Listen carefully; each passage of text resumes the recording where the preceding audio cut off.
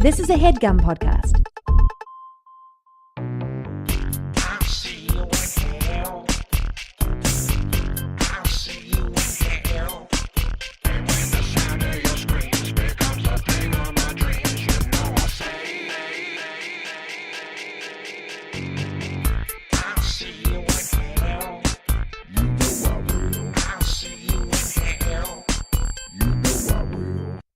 Folks, it's time to get Quip. Me and Joe do it. It makes toothbrushing easy. Brushing your teeth, just like making love. The kind of thing you don't really know if you're doing it right till you start doing it right. And folks, Quip is brushing done right. It's the new electric toothbrush that packs just the right amount of vibrations into a slimmer design at a fraction of the cost of bulkier traditional electric brushes. It has guiding pulses that alert you when to switch sides, making brushing just the right amount of effortless. It's true, you really don't have to think about it. It lets you know when to move on to another quadrant of your mouth. Quip also comes with a mount that suctions right to your mirror and unsticks to use as a cover for hygienic travel anywhere, whether it's going in your gym bag or your carry-on. And because the thing that cleans your mouth should also be clean, Quip's subscription plan or subquiption plan, surprised they didn't think of that, I'll have to let them know, refreshes your brush on a dentist-recommended schedule. They deliver new brush heads every 3 months for just $5, including free shipping worldwide. Quip's backed by a network of over 10,000 dental professionals, including dentists, hygienists, and dental students. Most toothbrushes don't get named one of Time Magazine's best inventions of the year, but Quip did. It's time to find out for yourself why. Quip starts at just $25, and if you go to getquip.com/CU right now, you'll get your first refill pack free with a Quip electric toothbrush. That's your first refill pack free at getquip.com/CU. GETQUIP.com/CU. Folks, it's going to be love at first brush. Welcome to We'll See You in Hell, the podcast where we discuss and sometimes comment on horror, sci-fi, fantasy films. I'm Joe DeRosa. To my right is Mr. Patrick Walsh. Pat? Right. Yeah, I guess I'll reintroduce you now that you've already done it. And then we can get on with the show. And on with a Joe. That was a curveball one. Kind of like a Betty Boop one. Nice misdirection. How are you, Pat? I'm great. Too infrequently mentioned on this podcast is our fantastic and catchy theme song. I'd like to remind you that it was written and performed, sung, instruments, everything, by the great Joe DeRosa. Thank you. And with that respect, I would like to now play my buddy Eli Braden's cover of that theme song. It's very cool. It's a different take on it. Eli writes songs for The Howard Stern Show, and he's a tremendous follow on Twitter. Give it a listen. Here we go. I'll see you in hell. I'll see you in hell. 'Cause when the sound of your screams becomes the thing of my dreams, you know I'll see. Yeah! I'll see you in hell. I'll see you in hell. You know I will. Very cool. I like that. Yeah, it's like a hair metal take on it. Yeah. And it is very Stern Show-ish. It Yes. reminds me of a lot of the Stern Show songs. Yeah, no, So- I loved it. I appreciated it. Thank you. What was his name again? Eli Braden. Thank you, Eli. He's also a relentless joke machine. Very, very funny on Twitter. Eli Braden. That's a great name. Yeah. That sounds like an old... Like a Kurt Russell character. Yeah, I was going to say like an old sheriff. Right. Sheriff Eli Braden. Speaking of Kurt Russell, our movie today is the 1982 version of The Thing. Some would say it's the only version. I don't feel that way, but I love the film. Yeah. But I do still have respect for the original, and I like the sequel quite a bit, or the prequel. But, you know, this What's one the is... prequel? You mean the latest one? Yeah, The Thing. Oh, Christ. Well, when you rewatch the old one, the 82 one, and then you watch the prequel again... I thought, did a very great job of like tying it up. Like, it's very cool, like how they recreated this Swedish, whatever those guys are, the Turkish, whatever the fuck. their bass The and guys like at the beginning. all that stuff. I wish it had a little less CGI in it, but I thought it was a cool movie. But more on that later. Let's just do a general catch-up here. Sure. How are you, Pat? Pat and I have been booze-free for roughly 2 weeks now. Yeah, I'm fine. Everything is just very difficult, very stressful. Give me that ball. Without it. Con's all over Pat because Pat's got the ball near him, the green ball that my dog's obsessed with. I'm going to put it up here for now. This dog is going nuts for this ball. He, don't you wish you felt about a ball like that instead of whiskey? Like that. Huh? Wish I felt about anything like that. Yeah. That's his booze. Ain't gonna get no cirrhosis from a rubber ball. That's true. So wait, yeah, how's it going for you? It's going fine. Just trying to get the show popping, Your TV show. Yes. Yes, it will. It'll get popping. I don't want you to worry about it. I'm not. I just want to start, for Christ's sake. It'll start. Yeah. All things start. They do. One day And you'll look they back at stop. this time, you'll go, remember the sweet time when I wanted it to start? When it was just, I didn't know how good I had Didn't know how good I had it. And then you'll want it to stop, and then you'll say, remember when it was starting, how great that was?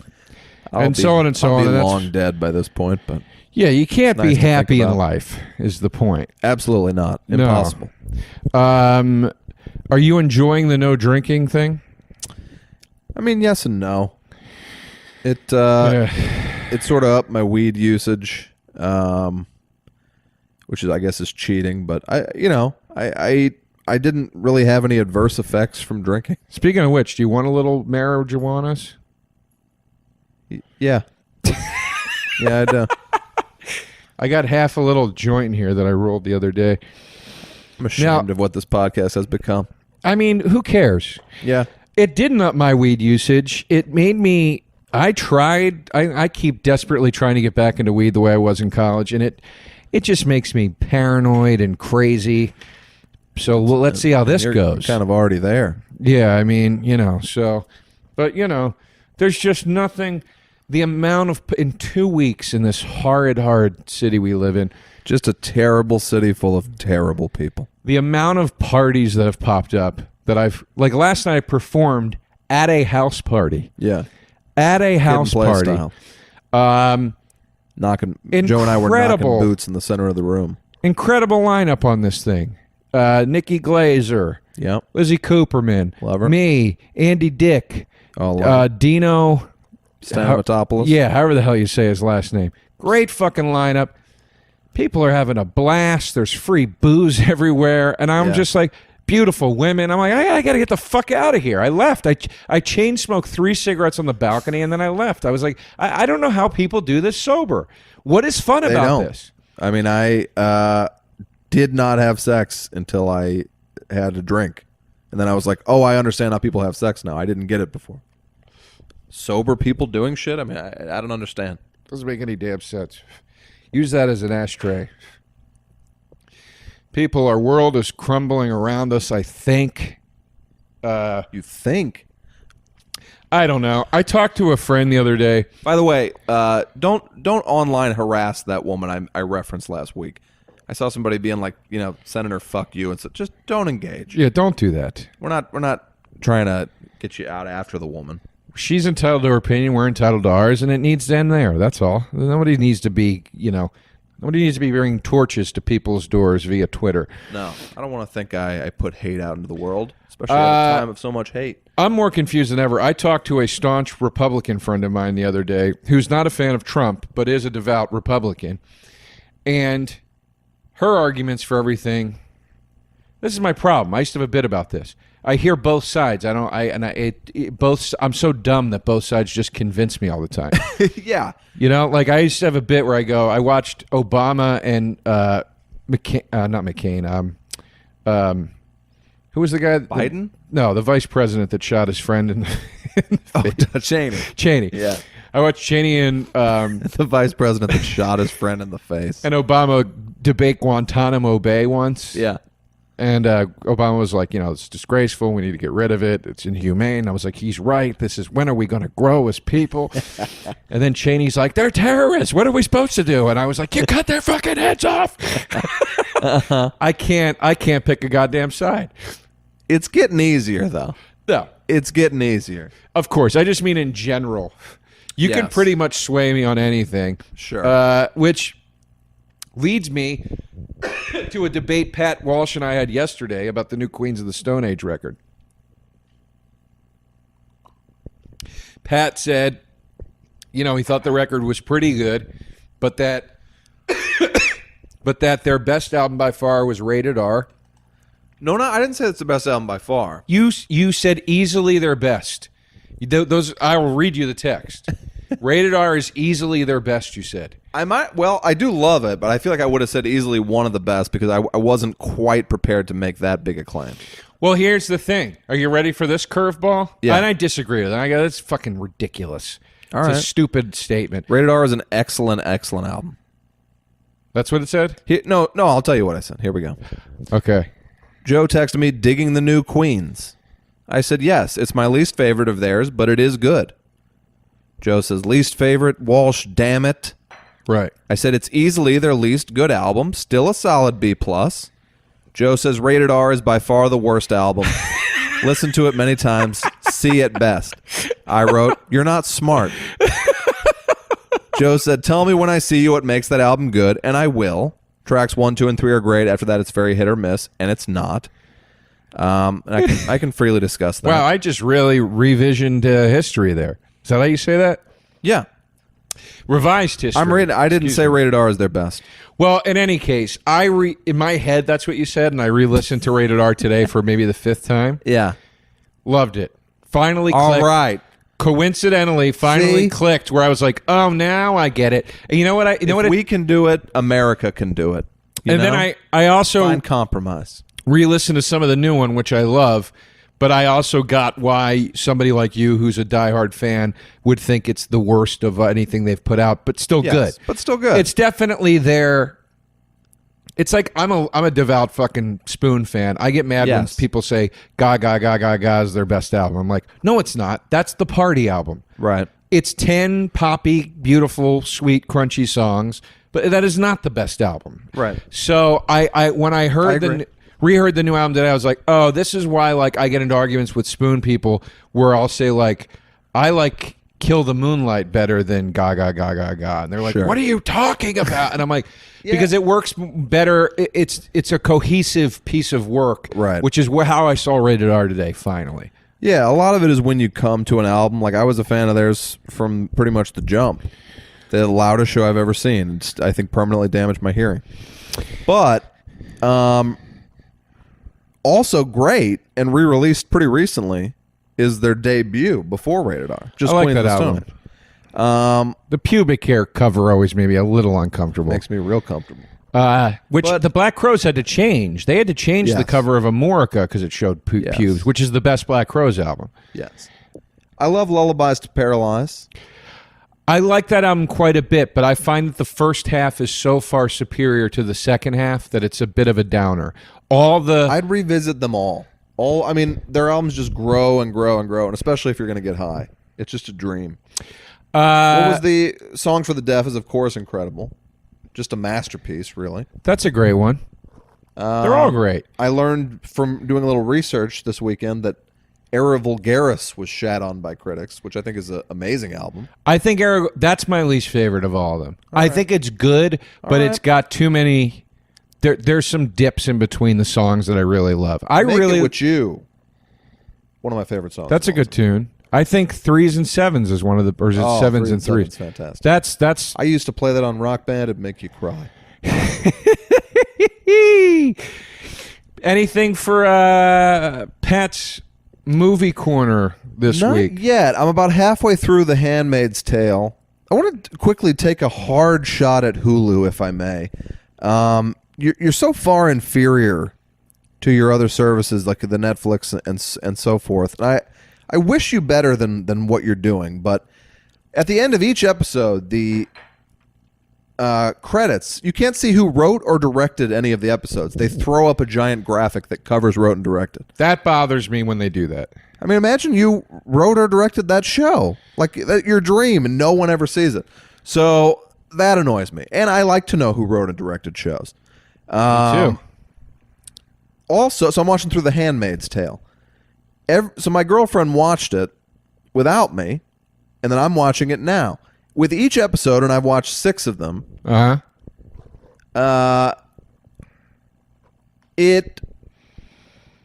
hard to even explain. It plays the last minute of the episode you're about to watch. So you hit play, and you're like, this is kind of a weird first scene. Why does it do that? And you realize you're watching the end of that episode. Why does it do that? Because Hulu doesn't have their shit together. That's my it's like point. a flaw. They have numerous flaws when you're trying to watch a show. So now I've seen 6 episodes of a show where I know how it ends. Point being, Handmaid's Tale, good show. I get why everybody likes it. Very entertaining. I haven't watched it yet, but I'd like to. I just haven't gotten around to it. Very well done. Like it. Did I see anything this week? I still haven't watched the copy of Grosse Point Blank that you lent me. Oh. I will. Oh, I do have something for this.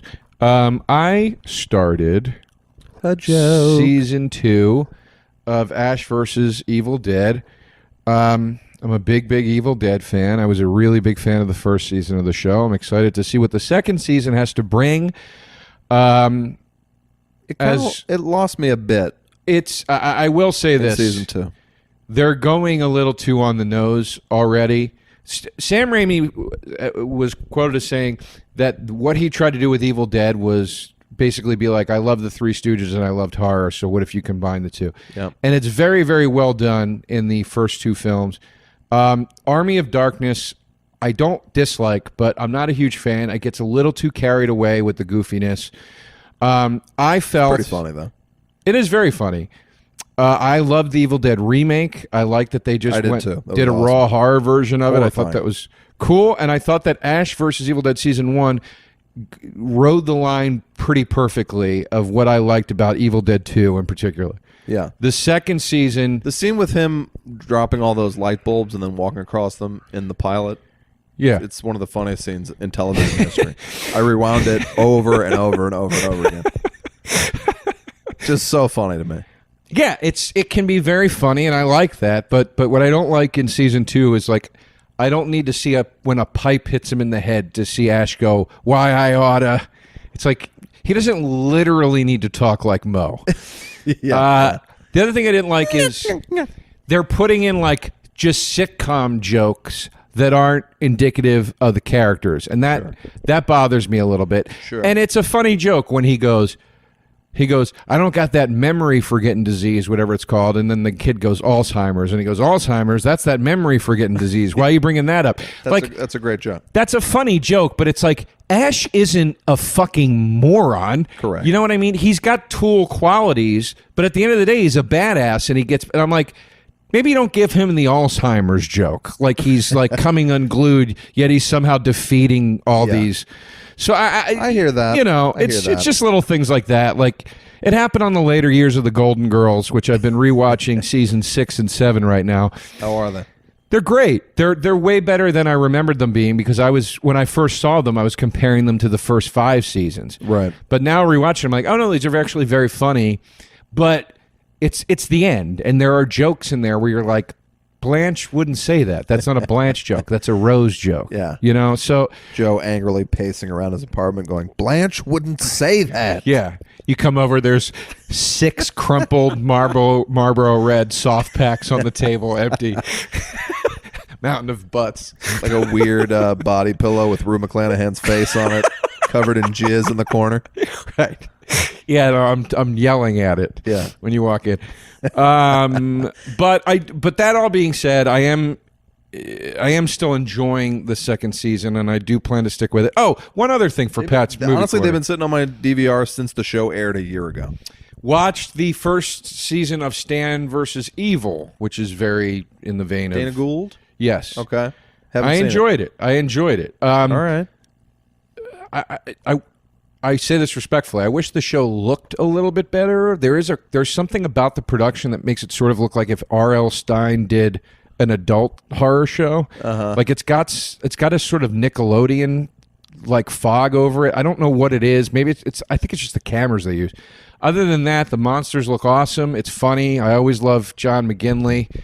The woman who plays the daughter, who I'm unfamiliar with, is really, really great. Everybody's great. The sheriff, the deputy guy. It's a fun show, and I'm glad they got a second season. And I wish you well, Dana Gould. There you go. Joe, scary stuff, folks. Wait, real quick. Oh, sorry. Because you're gonna love this. I watched 3D in my home. Titanic, all 4 hours, all 3 hours. Why?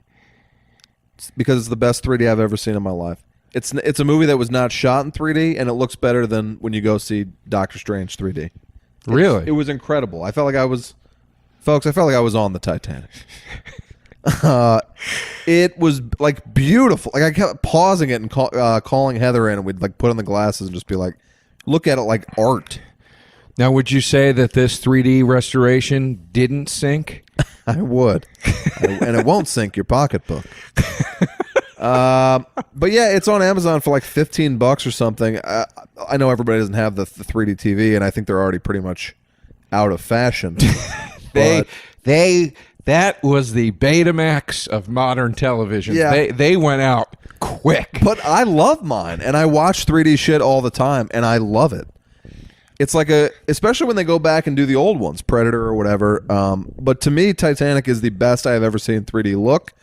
I couldn't recommend it highly enough. I know they did a brief theatrical release of it, and I know that now they have Terminator 2 3D back in theaters, which I am seeing 100%.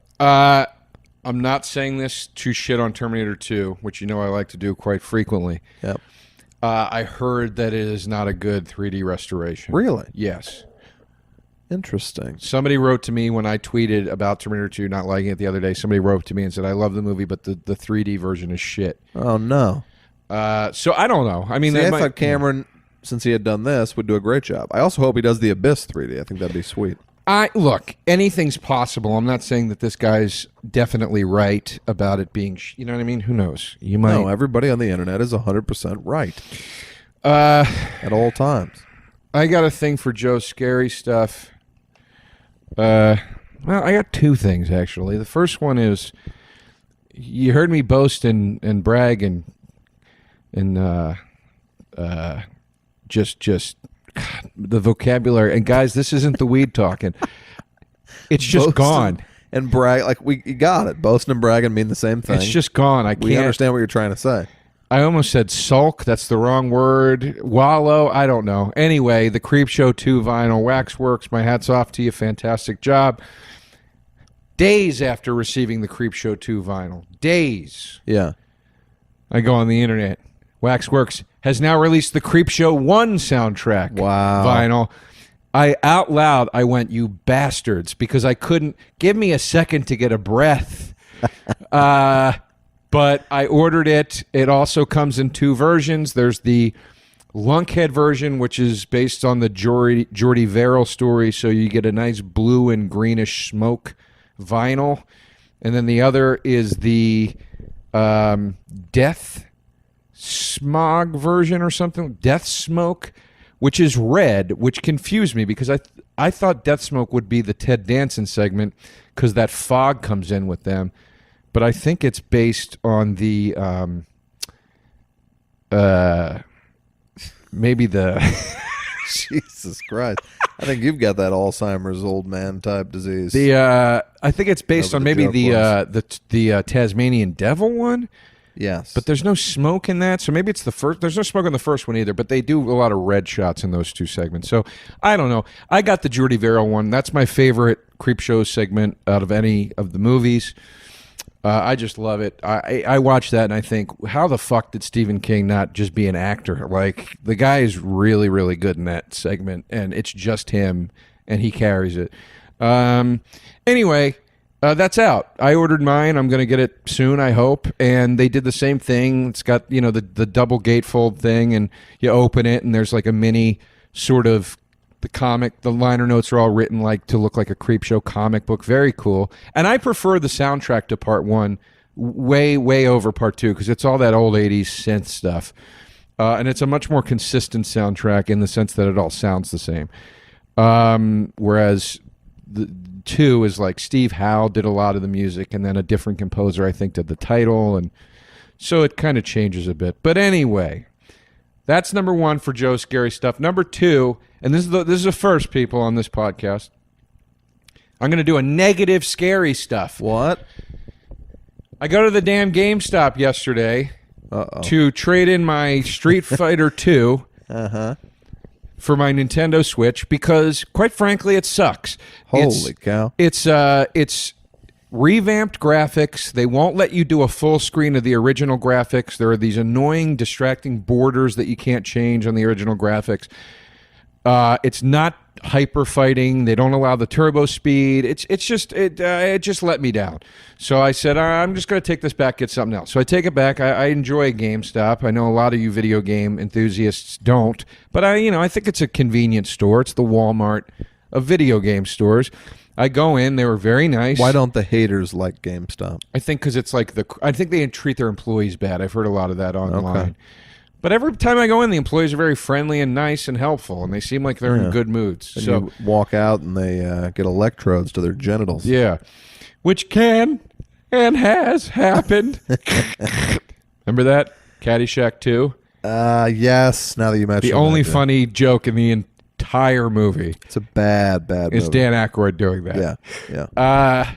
Anyway, I said, what do I get? Oh, well, here's this game, The Binding of Isaac, Afterbirth, that everybody says is so fucking great. Oh, it's a Zelda clone, they say. You're going to love it. Dungeon crawler, heavy action. It's a Zelda clone. I go, okay, great. A customer goes, I love that fucking game. 500 hours clocked. I'm like, this is perfect. Not drinking, not doing anything fun. Let me sink into my bed at night and get into the world of Isaac and explore his world. And it's horror themed. Awesome. I buy the thing. This game fucking sucks.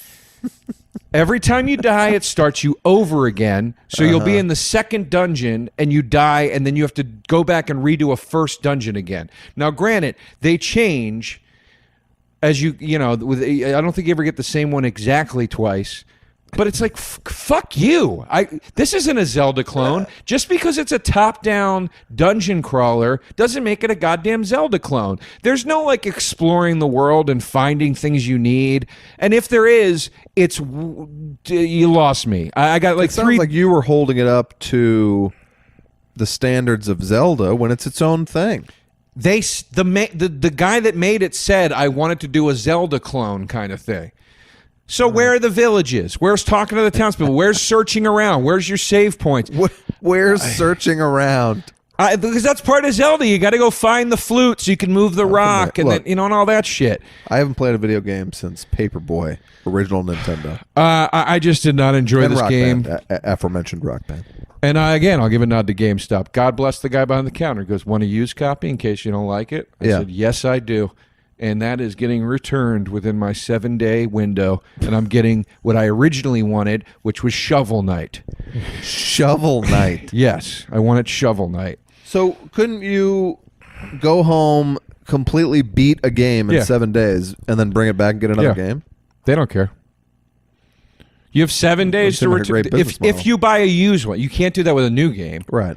But if you buy a used game, you have 7 days. As long as you bring it back and it's not all fucked up.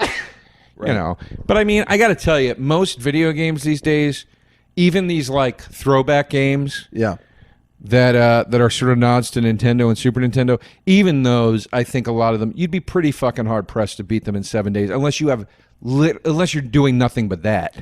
Yeah, that's how I beat Mario Wii, which is my favorite game of all time. The Super Mario. Yeah, it's a great one. My buddy did it in a week and then hugged each other and went to bed. That's a great game.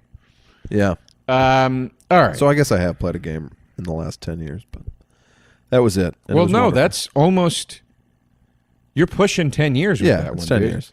Yeah. Anyway, our movie today. Well, no, and I had one too. Oh, you do? I'm sorry. No, well, it's not scary at all, but did you use my birthday gift, the Anzao Zero Dust Stylus Cleaner? I did.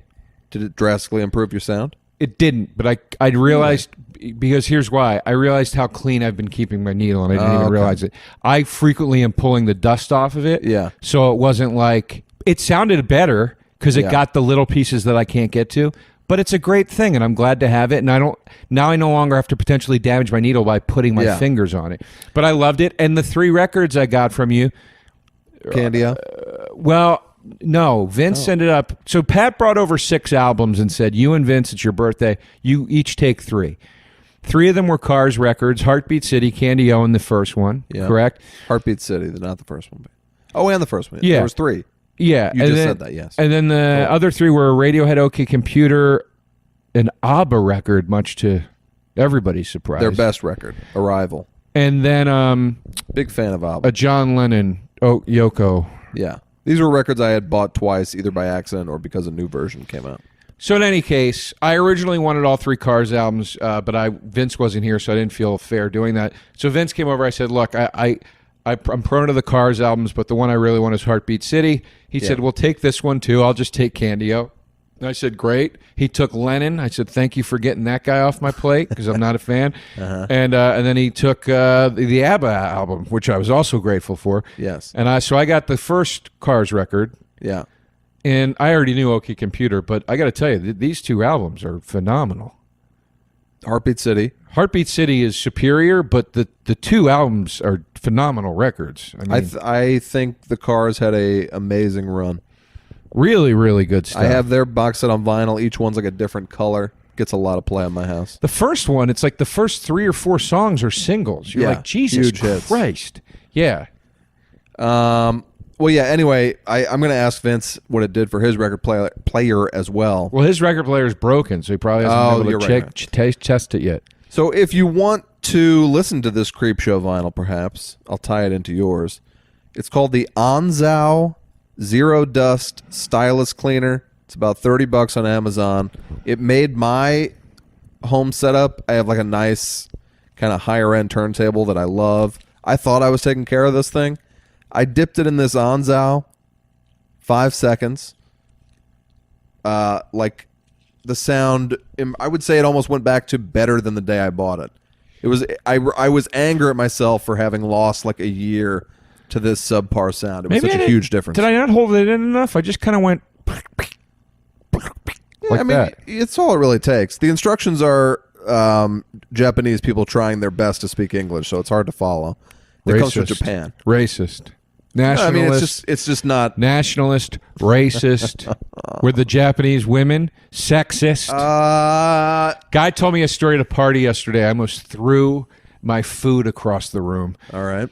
And he was like, "Isn't that ridiculous?" And he said he was talking to a friend of his, and that person's transgender brother or sister. Okay. And he was saying, he was like, "Yeah, I'm a big believer in transgender rights and all these things." And he goes, "We need to stand up for these people." And the other person, who's, you know, the brother or whoever it was, he goes, or it was he or she, it doesn't matter. He goes, "That's ableist. You shouldn't say that." And he's like, "What?" And he's like, "What did you just say?" And he goes, "We should stand up for these rights." And he goes, "Don't say that." And he was like, "I don't understand what I said that's wrong." And the person goes, "That's ableist. Not everybody can stand. Try to think about that. That some people are crippled and this isn't real." It was, he told me this is 100% real. He saw flames come into my eyes, like at the end of Witches of Eastwick. Okay. Like, all right. And he was just like, he just started laughing. He's like, I know. Yeah. And there was a split second where I was scared that he was going to be like, and I just had never thought about that. Yeah, right. But You he was gotta like, I hear know, him it's out. fucking crazy, right? I was like, That's nuts. yeah. So that really, woo, Truly nuts. woo. Got a lot of heat about my gum chewing on last week's episode. Oh, yeah, they were after you. I apologize. And what's weird is that the week where I was like, I hope I'm not chomping gum in these people's ears, I wasn't. And the week I didn't even think about it, I was. Ain't that the way she goes? Ain't that the way she goes? Doodle-doo. That sounds like a line from a David Mamet movie. Like, Yeah. he always has Rebecca Pigeon say things that you never heard. But she says it like it's a saying. Yeah. Ain't that the way she goes? Ain't that the way she goes? And then everybody double crosses everybody. Yeah. And then the movie ends. Anyway, We're here to talk about a movie. Good transition. The Thing. in my pants. I was hearing about this movie at a very young age from my best friend growing up, Mr. Ryan Hunsel. Ryan, shout out. Probably not listening. But he used to be like, Pat. As I said, I didn't like scary movies at the time. I was a kid. I was 10. And I also couldn't see R-rated movies. He was like, when it comes to suspense, nothing beats The Thing. And he would always say The Thing. So then finally He was, what was he? Southern trash? Yeah, kind of. We all were. It's Missouri. Nothing beats The Thing. This was a guy whose younger brother once, quick funny side story, before we even finish the intro to The Thing. I'm going to already break off. But his little brother, we had a scary movie night, and we were holding up like flashlights, and we'd go around and tell scary stories till we made the other ones like freak out. You did live in Missouri. Not a lot to do. Right. So I tell a story, and perhaps this is where I got my gift for storytelling. But I'm shining the flashlight under my face, and we're all sitting in a circle, and I'm telling the story about like a demonic clown or something. And finally, everybody's like, made everybody jump, pass it on. Everyone goes around. Then it gets to Caleb, Brian's little brother, and he shines the flashlight under his face. And he goes, once upon a time, there was a house just sitting there. And I think it might be the hardest I've ever laughed in my life. I was the right age. He thought he was like trying to like impress us with his storytelling. Once upon a time, there was a house just sitting there with a flashlight underneath to make it extra spooky. Man, it was funny. I'll tell you what's weird is every Halloween, my circle jerk group, that's how they make us do it. You hold the flashlight under your nads. Okay. And then do you jerk on to the flashlight? No, it just illuminates the spray as it goes up. Have you used a flashlight? But you do have to tell a scary story as you do it. Okay. Yeah. I don't know if I could do both. Have I used a fleshlight? Yeah. No, but a very funny fleshlight line was from, and we talked about Dana earlier. When I did Dana Gould's podcast, we were talking about like when you do comedy festivals, Yeah. how they always give you a gift bag. And he talked about a festival he did where he goes, in the gift bag is a fleshlight. And he goes, you don't have to underline the fact that I'm alone. Yeah. Rory Scovel must have been at that same festival because he did a bit about getting a fleshlight in a gift bag. It's the Moon Tower Festival in Austin, I believe. Yes. It's a fantastic festival. It's one of my favorite festivals ever to do. Yeah. But I remember they did give you fleshlights in the back because Dudley and Bob, the radio show down there. Yeah. They gave me a fleshlight. Something is going on with Austin, the fleshlights. But I remember didn't use it. The owner of the club drove me to radio, and then they gave me a fleshlight, and I was like, well, I guess maybe I'll try this out. Sure. And then we were leaving, me and the owner, and she was going to drive back to the hotel, and I was like, you know what, I'm going to hang downtown. She's like, okay, cool. And I go, hey, can you take this for me? Uh-huh. And I'll get it from you later. And she just goes, no. So I just threw it away. Yeah. That's a shame. Well, I wasn't going to carry a fake vagina around town all day. True.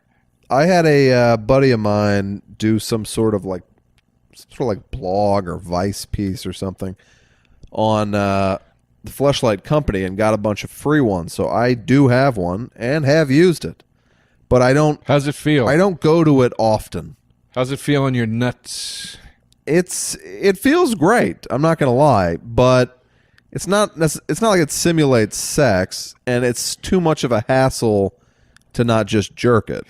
You know? Sounds also like the saddest cleanup. That's what I was going to say. You know, it's got to be the saddest cleanup of all time. It's a lot. Is shoving your fingers in the fleshlight to scrape out your own jizz. Yeah. You know. I mean, it's not ideal. Where do you wash that? That's like when you got to get rid of paint.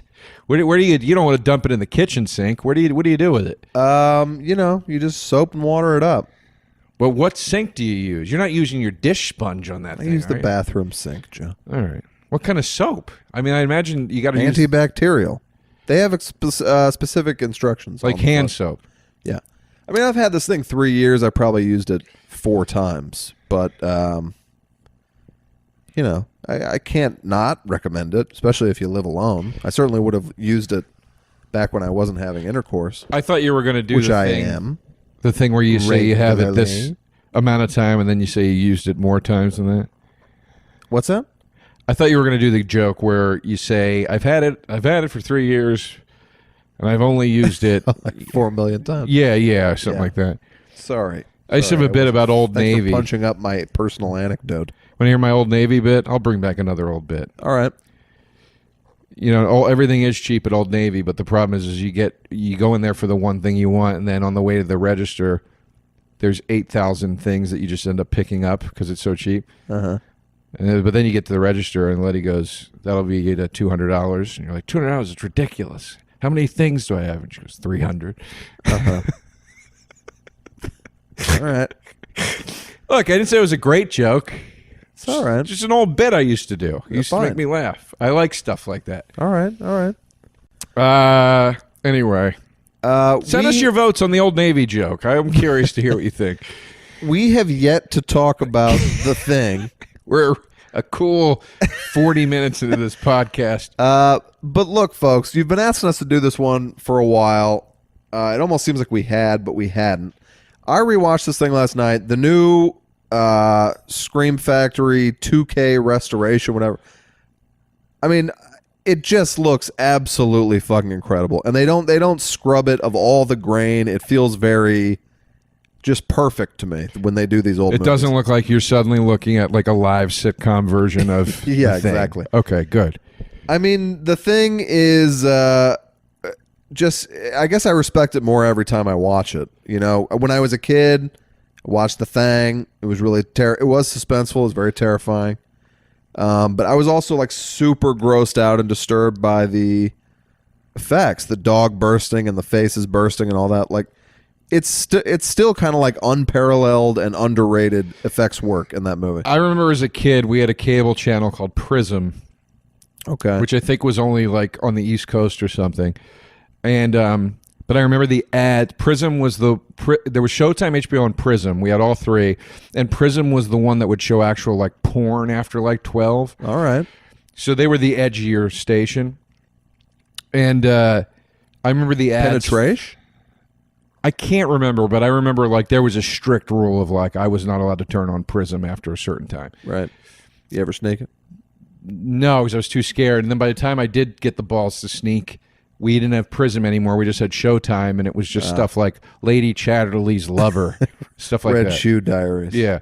So anyway, Prism would run ads for The Thing, and I remember in the ads would be almost every horrific visual from this fucking movie. Yeah. And I remember just being so disturbed and frightened of it.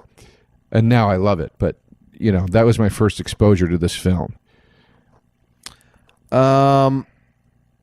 It's the best. I mean, I don't know what to tell you, folks. If you haven't seen it, make it a priority. Kurt Russell is awesome in it. It's just so refreshing to see a movie that's like kind of funny in spots, that like doesn't even attempt to be funny at all, like in such a jokey time for movies. Like Right. they're the only, and Heather was watching it with me. She'd never seen it. We were wound back. She laughed so hard at this part when Donald Moffat, the older guy, when he's like, "I don't want to spend this winter tied to this fucking couch," we start screaming at them. I mean, we were dying because it's like that's a real, genuine character comedy moment in a movie that's been like deadly serious, and it works. It's really funny. If every line in a movie is a joke, suddenly you're not so scared anymore. Or I'll tell you- suddenly you're not enjoying this superhero movie. I'll tell you the line that made me laugh very much, and it's not even supposed to be funny, is when who plays what's the actor's name that plays the guy that makes it to the end besides Kurt Russell? Keith David. Yeah. Not to be confused with David Keith, who was also an actor. True story. Keith David, when he goes, Doc, do you believe any of this hocus pocus mumbo jumbo? Yeah. I just love that he's referring to alien life forms as hocus pocus. Yeah. Yeah. It also made me laugh really hard when he would test the blood, which is like such a great scene. Amazing.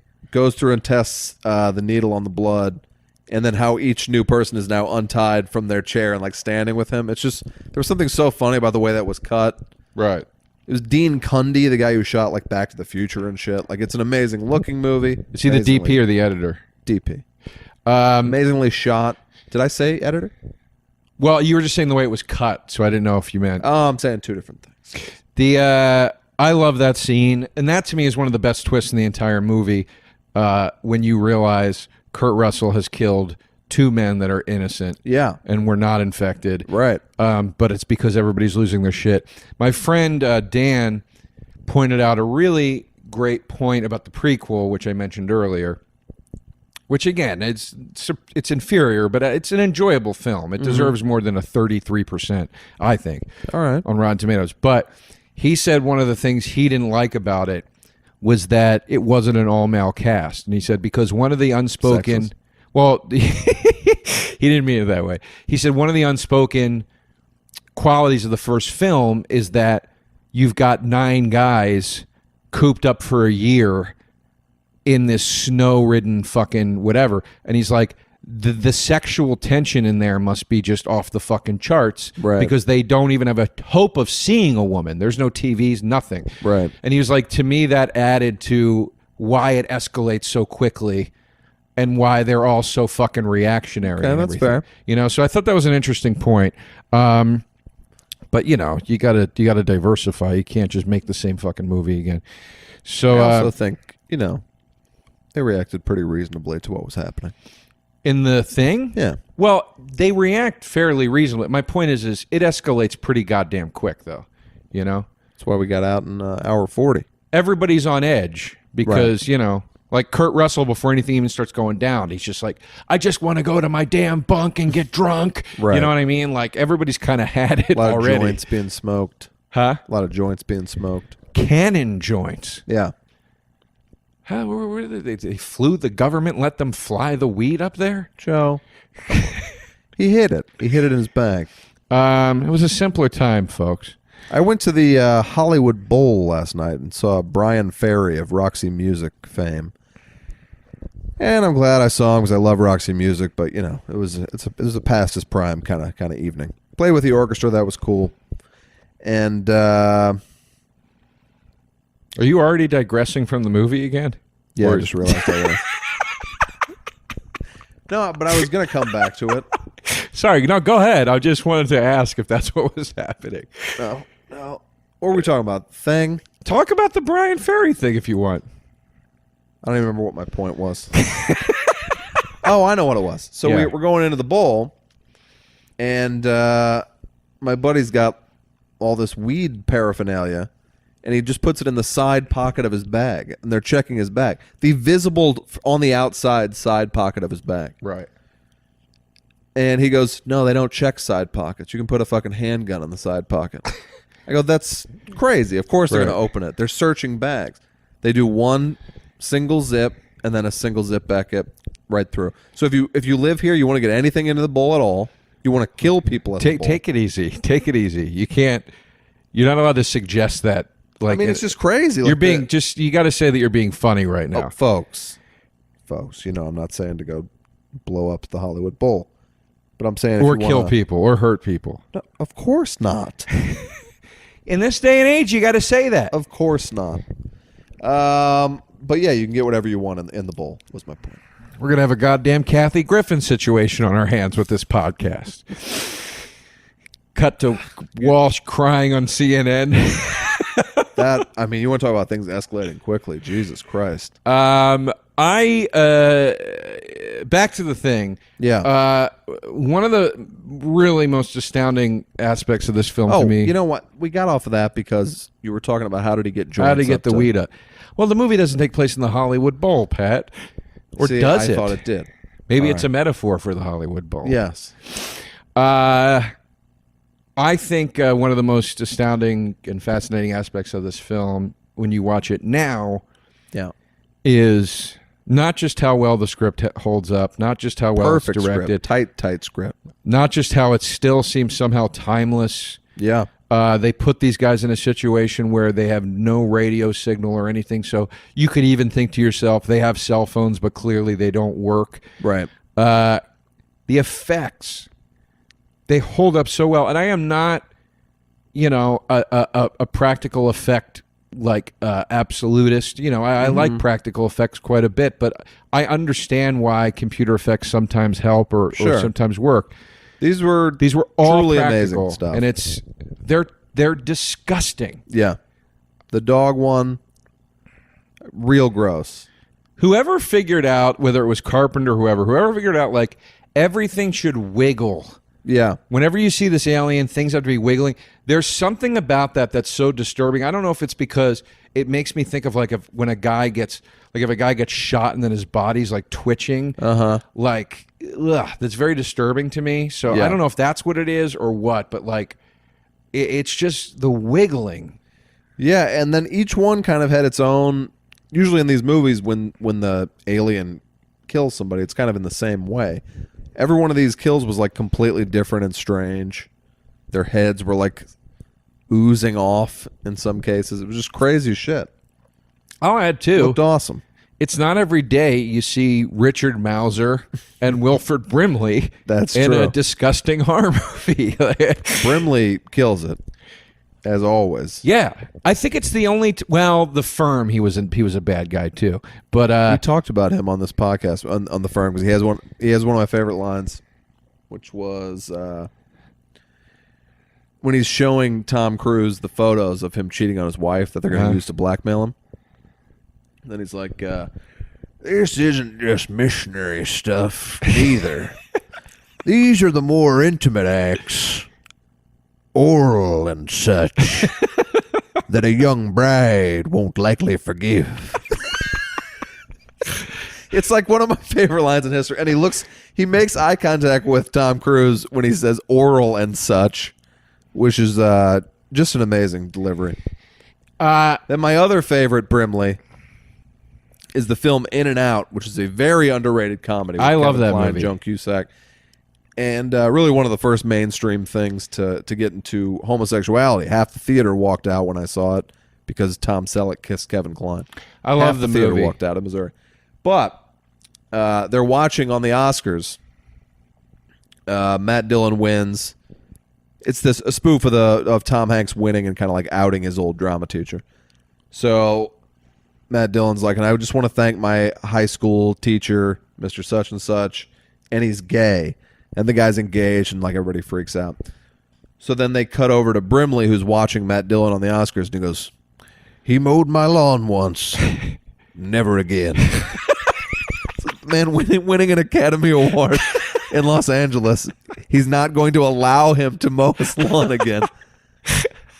Just a funny man. The one downside to In and Out is Bob Newhart plays ultimately a bad guy. Yeah. And it bums me out to see Bob Newhart not completely likable. But Wait, what did Newhart do in that movie? He was the principal. he's right? the principal that eventually he fires him and stuff. And he's funny. He's funny in the beginning. They get like a lot of funny out of Bob Newhart, Yeah. but then there is the turn where you like don't like the character anymore.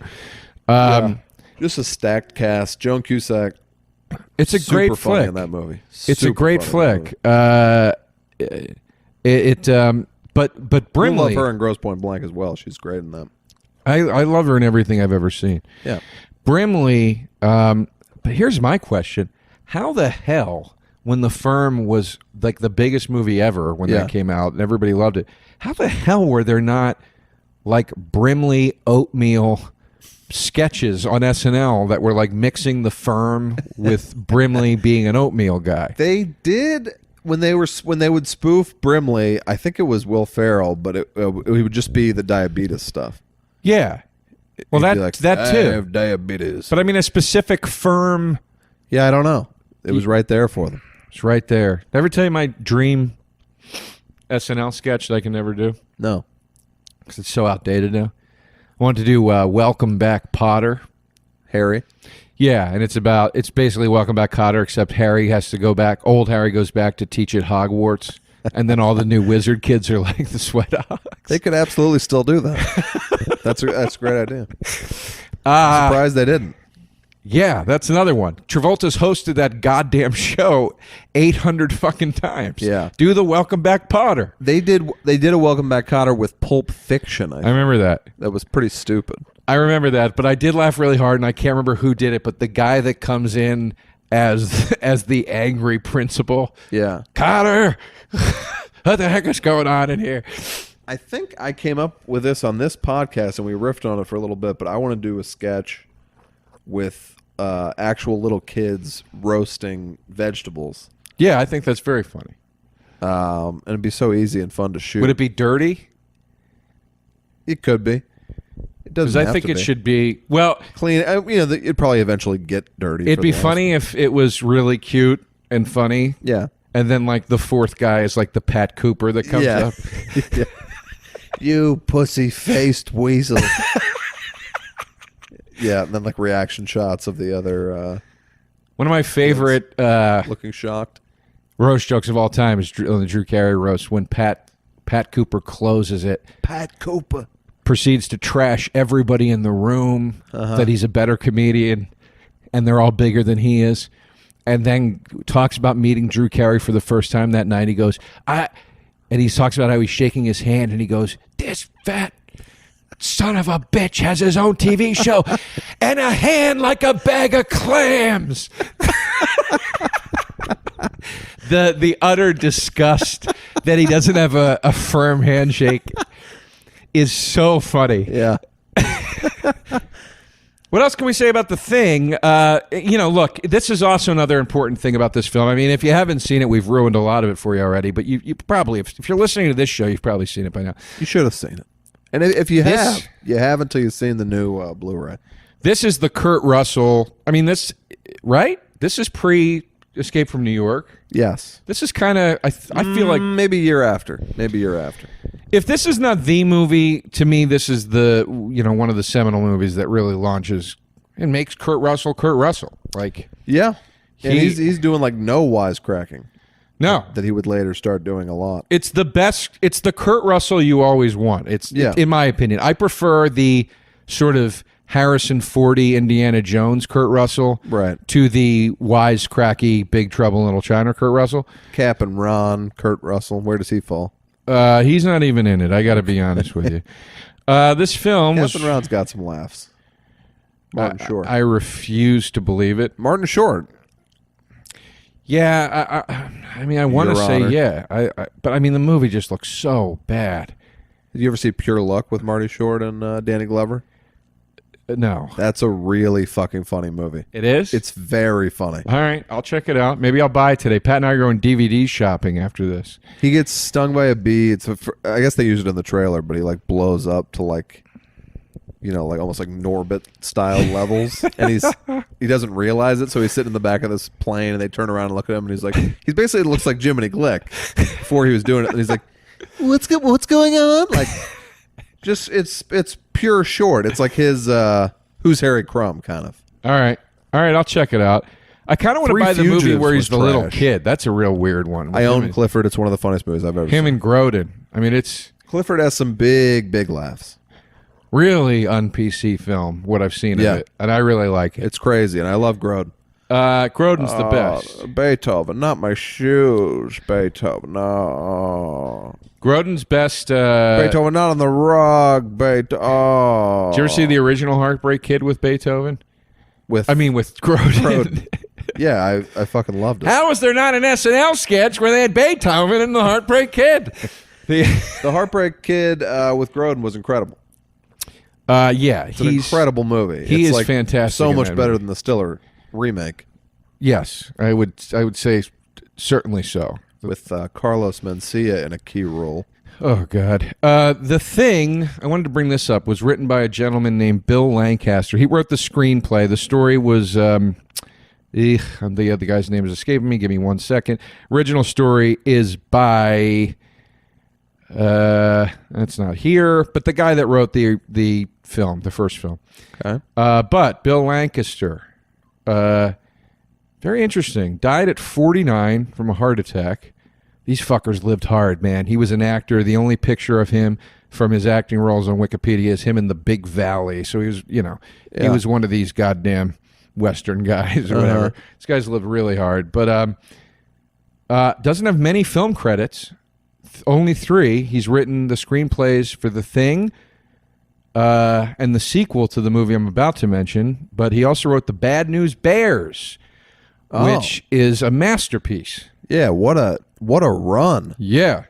The Bad News Bears and The Thing? Yeah, and he also wrote Bad News Bears Go to Japan. What a genius. Which I don't fault him for, because the first one's a hit. Maybe he thought they could strike gold again. I only remember Breaking Training. I don't know if I ever saw Japan. I never saw Breaking Training's funny. No. This is the third one he wrote. The second one, I guess, is... Breaking Training. Okay. Jesus Christ. Did you know this? Regis Philbin is one of the stars of the Bad News Bears 3. That's why I probably didn't see that one. But yeah, died at age 49 on his wife's 48th birthday. Oof, that's tough. That is terrible. I actually really love the Bad News Bears remake with Billy Bob Thornton. I thought it was great. I mean, people were angry about it. I'm kind of like, what more could you want? It's not like they put, Jamie Kennedy in it or something. Like, Billy Bob Thornton is fucking hilarious. I scoffed when I first heard about it, and then I watched it and I really liked it. And I was like, you know what? They were very true to the original. They left out 1 or 2 jokes just out of the fact that, like, we just can't do this joke now. Right. Times have changed too much. But they also added in shit that's not in the first one. I love that Billy Bob Thornton fucks the Marcia Gay Harden, as the head of the Little League, whatever it's called, corporation. Would that be the the little? Because you want to say the league, but then you say the Little League, and it doesn't. Organization? Yeah, there you go. Okay. Yeah, it's. I like when he has all the kids sing cocaine. Puts it on the jukebox and has all the kids sing along to cocaine. Yeah, that's real funny. Yeah, it's great. What else was it? Oh, also about The Thing. Ennio Morricone did the score. Yeah, it's a fantastic score. I was surprised to see it wasn't Carpenter, but I love the music in The Thing. Well, did Carpenter do the title track at least? I don't think he did, right? I don't think he did. Have you seen The Thing from Another World, 1951? I've never seen the original. I have respect for it out of, that it spawned all this other stuff I like, but I've never seen it. It's pretty decent. I'd recommend it. I saw it when I was young. It's a little, man, it's right in a pocket of horror movies that I'm not. Those early 50s ones, man, they're very that's a lot of invaders from the other planet type shit, and I don't get into them like as much. A Twilight Zone or something. It's good. All right. Well, I'll check it out. Well, I mean, because I bought the box set of, and please, listeners out there, tell me what I'm missing. If you know, or maybe you agree with me. I bought the complete box set of The Outer Limits, and I hadn't seen that as a kid. I'd seen The Twilight Zone before I purchased all those and everything, but I had never really seen The Outer Limits, and I bought it on reputation alone, and I didn't pay a lot for it. I can't get into it. I just don't. It's something about it. Maybe it's because the episodes are an hour long each instead of 30 minutes, but I don't know what it is. And I've watched the Harlan Ellison episodes, which are deemed some of the best science fiction television episodes of all time. It's not bad. I just do not find myself riveted by it. So give me your thoughts on that, if you have any. Never seen any of them. And actually, I haven't seen all the Twilight Zone. I've only seen the first season. Oh, God, dude. Do yourself a favor, man. I know. That I own show... it. I'm working my way through it. That show hits from start to finish. It dips a little bit in the 4th season because they go to an hour-long format. Mm-hmm. So it's less episodes, and it doesn't work as well. They should be a half hour. But other than that, I mean, I can't say enough good stuff about that show. All right. Well, anything folks, else on The Thing? It's a great movie. I mean, it's hard to have a discussion about a great movie. To me, I can honestly say every time I've watched it, I've liked it more. I was just like, there's almost nothing to change about it. Well, it's a near perfect movie. That's actually something I wanted to say was it is a very layered film. You will find, and it's part of, I didn't know this either. It's part of John Carpenter's, what is called the Apocalypse Trilogy. So this is the first film. Prince of Darkness is the second film. In the Mouth of Madness is the third film. And they're just about different apocalyptic events or events that could lead to the apocalypse. Have you seen my Hip Hopcalypse trilogy? I have not. Have you? Which is a series of rap videos that I made with my friends. Literally think that's an actual movie with Coolio in it. Hip Hopcalypse? Would you be surprised? Not on the slightest. This is the man that was in Fat Beach. PH. Which I don't even know if that's a play on Fat Bitch or what. I never thought of it as such. It's pretty hot and tempting. Fat. Like that girl's fat. But I'll say this about the Apocalypse trilogy. I haven't been so far a huge fan of the Prince of Darkness. I am going to now give it another shot because I didn't know this was considered a trilogy in any way. And In the Mouth of Madness is in my top Carpenter films ever. Like, I love that fucking movie. Not a big fan. So I'm curious. So this is a very this is what I was going to say. This is a very layered and nuanced film. It's not everything Carpenter does for the most part is great, but this is certainly, I think, a little less straightforward than some of the other stuff he's done. And I think you get something new out of it every time you watch it. And the ending is just tremendous. I love not knowing could Keith David be infected? Do we not know? And just kind of knowing they're all dead regardless. Yeah. Oh, no, well, he'd still be alive. The last shot of Kurt Russell, it looks like he might have died, but it's not clear. Like It's just a really, really tremendous movie. It is. We loved it. Go see it. And also, a shout out to horror great Mr. Tobey Hooper, which I have been told I am mispronouncing. And have been since I was a young boy. Somebody said today that he died because he heard the way you said his name. I doubt that's true. Which I thought was a little much. I don't love that, like, 3 weeks before his death, they break the official news story that he did not really direct Poltergeist. It's like, maybe we didn't need to kick an old man, you know? What did he die from? They still didn't announce what he died from. He was young. Yeah. 76. Oh, yeah, that's pretty young. Yeah. Favorite Tobey? Mine, of course, is Poltergeist. If we're saying he didn't direct it, I guess I got to go Texas Chainsaw. I think it's Texas Chainsaw far and away. I feel that the film is groundbreaking, and I love Poltergeist, but Texas Chainsaw really reshaped horror in many ways, and it is a terrifying movie. It is. It's great. Yeah, R.I.P. Tobey. And Salem's, I like Salem's Lot quite a bit. But not as much as Poltergeist or Texas Chain. Anyway, plugs. Joe DeRosa Comedy on Twitter and Instagram. If you're hearing this now, the next gig is DC Draft House in September. I think it's this. I don't know. It's early in September. Go to their website and find some tickets and come on out. I am Twitter and Instagram at the Patrick Walsh. That's all I got, folks. We will see you next time. Thanks to Eli Braden for his re-recording of the theme. Yes. One more plug. Penthouse column, You Let Me Down. It's out now every month in Penthouse. Digital or hard copies are available. Go check it out. I enjoy writing it. And check out Joe's other podcast, Emotional Hangs, with Mr. Kurt Bromiller. All right. That was a HeadGum podcast.